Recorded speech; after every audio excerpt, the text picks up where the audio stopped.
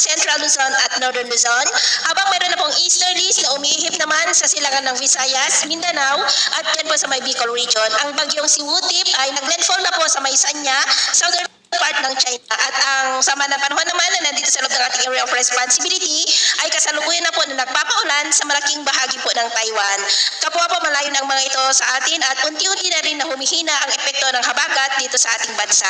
At ito naman po ang pinapakita ng forecast model na ating ginagamit hanggang sa susunod na 2 linggo ay posibleng storm free po tayo. At sa lagay ng ating panahon, ngayong madaling araw ay maayos ang panahon sa malaking bahagi ng bansa maliban lamang sa mga tsansa ng mga isolated rain sa ilang bahagi ng Northern Luzon at Davao Oriental, maging po dyan sa may extreme Northern Luzon.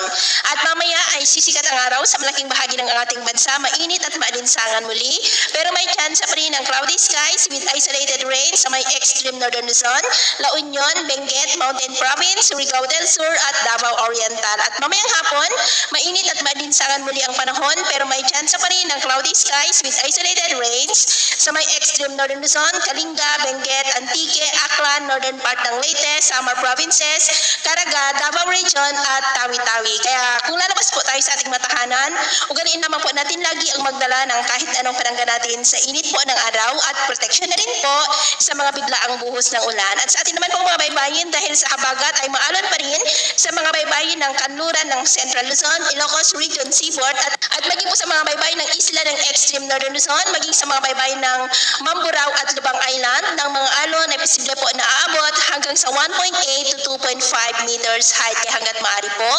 ay iwasan na muna natin ang papalaot dyan sa mga may kulay pula para mas makaiwas sa mga sakunang